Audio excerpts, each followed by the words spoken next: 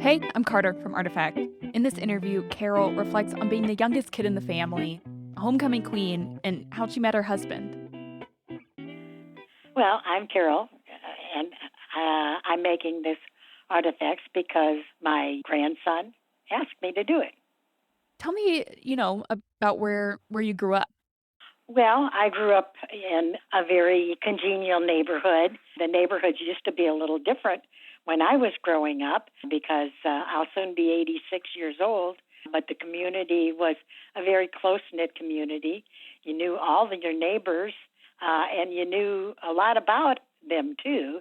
And nobody seemed to care. You know, everybody looked out for each other. If one of the neighbors thought you were doing something wrong, they felt free to correct you. You know, it was very close-knit. I lived very close to the church that most of us went to. So, it was very close-knit community. No, I mean, that's just something that doesn't really happen anymore. People aren't friends with their neighbors, or to the same degree, I think. I think so, too. Now, when my children when I first moved to Florissant, and a lot of the young mothers had children, we sat out in each other's yards and talked, and people were friendlier then. But as time went on, people are not. When I moved from my house that I lived in for 63 years, I knew a couple of the old-time neighbors, but a lot of the new neighbors I never met. You know, it makes a difference. No, absolutely. And what was your house like specifically? What do you remember of how it looked, how it felt to be there? Well, my father built the house that I Oh, grew wow. up in, and originally it was just like 3 rooms. But as the family increased, he and my uncles raised the roof and put an upstairs in. Later, a side room was added for my brother. There were 5 girls and just 1 boy, and my brother slept in what we called the sunroom that they added later, but the girls all slept upstairs.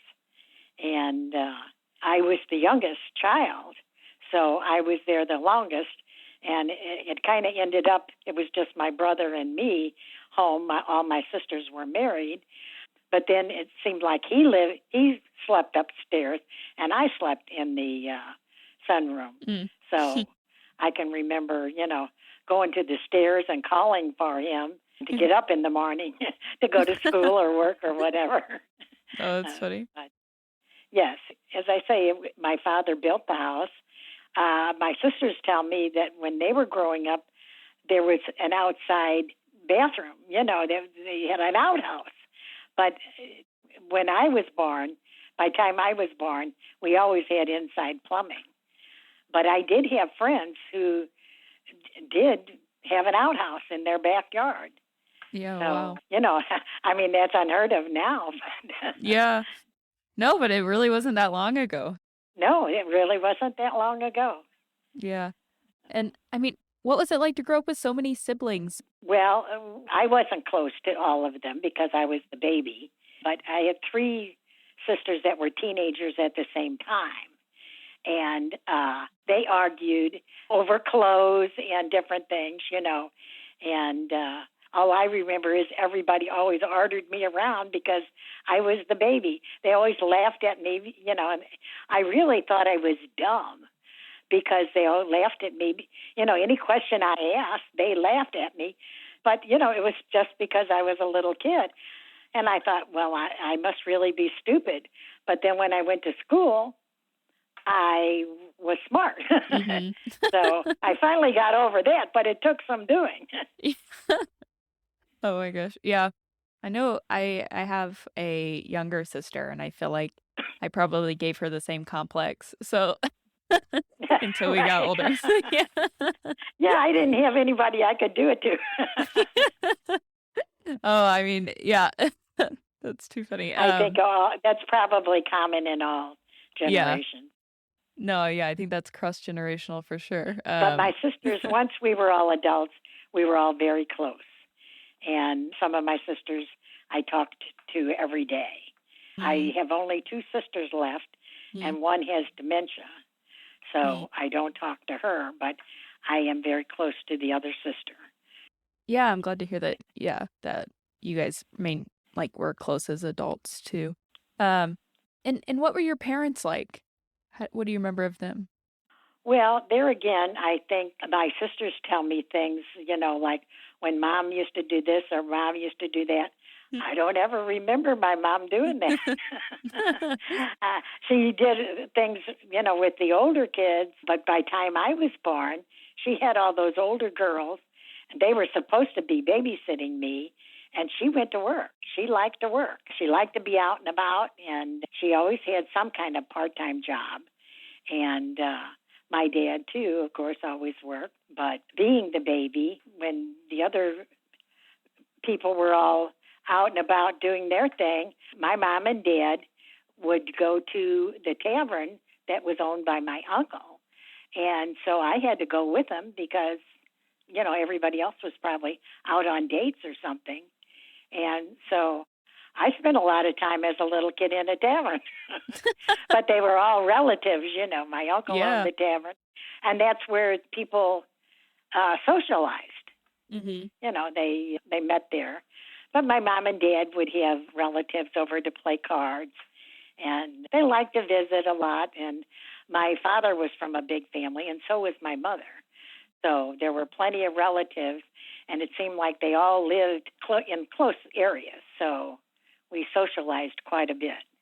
Yeah, and this tavern sounds like fun. It sounds like a good time. Well, yeah, I didn't mind. I'd get to sit there and eat peanuts and drink soda, so yeah, it was fine with me. What else do you want? Yeah, that sounds pretty good. Yeah, right. And when you started going off to school, you said you realized you're like, oh, I'm a smart person. I went to a parochial school, and I didn't really realize it till about the 5th grade. And then the nun that I had for 5th grade had eczema, a bad skin condition, and she used to let me walk down to Pine Lawn, where we lived, to the doctor's clinic and sign her up so that after school she could go down there and be treated. And I got out of school maybe one day a week. So I figured I had to be doing pretty good. Yeah. She wouldn't always let me go. Yeah. She's like, you can afford to miss a day. You'll be okay. You go down here and do Well, this. It didn't take all day. It took maybe half hour. But I got out of class that long, so. Oh, yeah, that's a good deal. Good. Yeah. Yeah, that was a good deal. I didn't mind. I mean, and what do you remember, you said you went to the tavern. Is there other stuff you remember doing as a kid just to, occupy yourself? Yes. There was a dancing school in our neighborhood, and the people that ran it had been circus people. And the lady had an accident, and they could no longer perform. So they opened a dancing school, and they had 2 daughters that actually taught dancing. And, it was real expensive. It was 50 cents a week. So you could pay your 50 cents on Saturday and go every day if you want, because they had all kinds of things to do. They had trapezes, they had tight ropes, they had all kinds of things. And you were welcome. You could come every day of the week, and they would teach you something. The actual tap dancing and so forth was always on Saturday, but you could go and do other things, So I did learn some basic acrobatics and trapeze tricks and silly things like that I haven't used in years. Yeah. It didn't prepare me for a single thing. But I bet it was fun. It sounds like it was a lot of fun. And of course, all my friends went too. And we would learn on Saturday, little dances. And at that time, there were still orphanages. We would go to orphanages and put on little shows for the people. And there were still insane asylums. And we performed there too. Oh, wow. And yeah. So it was fun. We got to perform. We thought we were good. Whether we were or not, I don't know. But yeah. No, but that's such a unique thing to be able to participate in. It's how many towns have, retired circus people? Well, that's it. I think my mother considered them maybe a step above gypsies. But, It was lots of fun. Yeah. And she taught speech, and they belonged to a church that was a Lutheran church, and they had a little show on Friday afternoons. It was just a half an hour show for children, and it was a little story with a moral. And I would often get to be on the radio from KFUO or Concordia Seminaries, where they broadcast from. And that was a lot of fun, too. You know, you didn't get paid or anything like that, and it was only a half an hour. I don't know that anybody I knew ever heard any of the stories, but, I thought Yeah. it was important anyway. No, I mean, It I was bet it was fun. fun. Yeah. No, that's so fun. Did you ever get, I mean, would you have called yourself like a well-behaved kid, or did you ever get in trouble for anything growing up? I can't remember really getting in trouble for anything I did. We went to the Catholic church, and the priest thought it was kind of funny. Little girls that were on the broadcasting from the Lutheran station Yeah. were little Catholic girls, but they used to call us the Unholy Four, but because I had three girlfriends that we ran around together, Mm, but we didn't actually get in any trouble. It's just that we were yeah. always around. We were always there. We didn't want to miss anything. Yeah. No, that's too cute. Yeah. That's funny. Yeah, and I mean, are there any like friends that you had growing up that just stand out to you? Maybe you've kept in touch with them for a while. Yes, Maybe you haven't. Yeah. I have my best friend was Carrie or Teresa, and unfortunately she has dementia now, and it's heartbreaking for me to see her because she'll sit there and she's a very intelligent person. So she will tell me that who her best friend is, which is me, and then she'll look me right in the eye and say, "Who are you?" Mm, mm, She'll tell me her best friend's Carol Lockhart, but then she'll say, "Who are you?" mm. So it's kind of heartbreaking. No, But that is sad. we've been friends since we were 4. And then this year I moved into a senior residence, and one of the girls here is a friend since kindergarten. But, we eat breakfast together and sometimes dinner.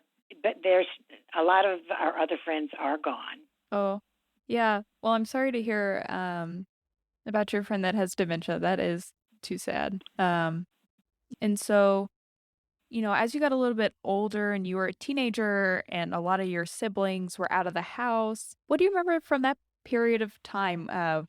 And kind of the stuff you'd get up to? Did you date a lot? How'd you keep yourself busy? I did date a lot, but mostly they were boys that I knew from the grade school that I went to, and some of them were older than I was, but we remained friends for many years, and they were all nice people. I met my husband when I was 15, Oh, and he wow. was 18. He was 18 and I was 15, Mm. and my mother wasn't too happy about that because he had already graduated from high school, Mm, and she thought he was a little too old, but mm. somehow he convinced her Yeah. that he was okay. I don't know. He talked her into letting me go out with him, but he went into the Army when I was a senior in high school. So, he was gone for the years right before we got married. Hmm. And how did you And, meet him? well, his best friend was the older brother of one of the girls I knew. And they had decided, they wanted to meet us, me and another girlfriend. But they had the exchanges mixed up on our telephone number. They Mm. never did find us. So the local place where we all went was Goody Goody Drive-In in Pine Lawn. My girlfriend and I were sitting there one night, and they came in and sat down with us. And we knew the brother, so that was Hmm. okay. And Yeah. we just started dating. Do you remember what sort of like what qualities you saw in him early on that you're like, oh, I want to date this person? Even if my mom isn't into it, I want to do it. Well, I guess, anytime they don't want you to do something, you're anxious to do it. Yeah. Yeah. No, it's So true. he had that going for him. Yeah. But yeah, no, he was very quiet. I'm sure I just liked his looks. He Yeah. kind of looked like Jimmy Dean or, James Hmm. Dean. And so when you say he went into the army, was he, I guess I'm He not was sure the drafted, timeline. Oh, he was drafted. Okay. yes. And I guess that was in 1953 Yeah, because well. I graduated in 54. And he got out in 55 in November, and we got married in January of 56. What was it like? I mean, I'm sure it was, I don't know. I just imagine it would be devastating in high school and the person that you're in love with gets drafted into the military. And I mean, what do you Well, remember? I was still in high school, so I was pretty Hmm. young. And Hmm. I always had plenty of attention. Although, while he was gone, I did not date anybody, except I decided I should go to the senior prom, when I was in high school. So I did. I went to the senior prom with somebody, but he did not want me to go. Um, I'll call you long distance. I'll do this. I'll do that. And I said, no, I think everybody should go to their senior prom. So I went, and it was completely ridiculous because it was somebody I barely knew, didn't care for at all. But yeah, he was always worried because he didn't leave until right after homecoming, and I was homecoming queen at my high school that year, and he was afraid I'd get too popular. yeah. So he wasn't not too happy about that. But I know I didn't date anybody. Mm. But I like how you stuck to your guns where you're like, I'm doing this. I'm going to the prom. I don't, you might not be into it. Oh well. Get over it. Yeah, right. Get over it. Yeah.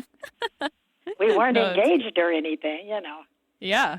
So, No, I mean, yeah. and it's just the Yeah, I was prom. in high school, for heaven's sakes. Yeah. No, I Yeah. agree with you. I think it makes sense.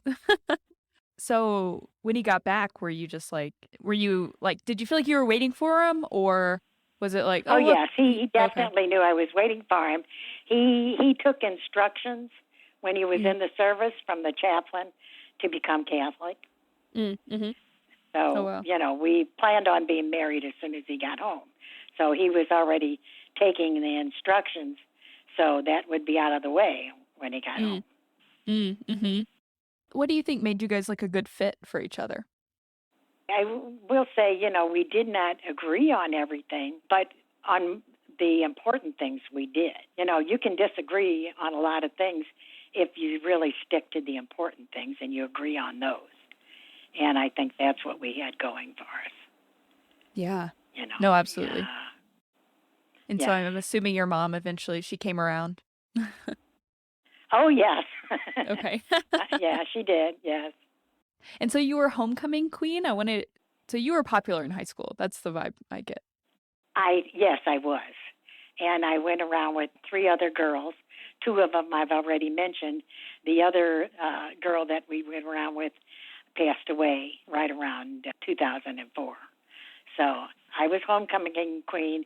Marsha was May queen. Jerry was prom queen, and Oh my Teresa was gosh. Miss GA. So Ah, yeah. wow. So yeah. That is like that sounds like a movie, like a high school movie or something. Well, we had fun. Yeah. Oh, that's wonderful. Yeah. And so Carol, to look at like wrapping up, what would you say to, I mean, people in your family are going to listen to this. What advice would you give them about, just living through your teenage years? Well, that's very difficult. Too many things can have a lasting effect on the rest of your life. And I guess I was very conservative. And I'm grateful that I was. And a lot had to do with my parents. I had four older sisters, and my mother always said, and don't think you're going to do such and such. Mm. Well, I never thought of that, but she gave me the idea. But of course, I knew I shouldn't do it Mm. because I guess my sisters did some of that. I don't know. Uh, Oh, but that's she funny. warned me. And I would say, just not to do anything that is going to impact on the rest of your life. I was lucky. I do think I lived a charmed life. Drugs were not a thing when I was young. You know, I do feel sorry for the kids nowadays. I think they have a lot more to put up with than I did. It Mm. was just a more innocent age.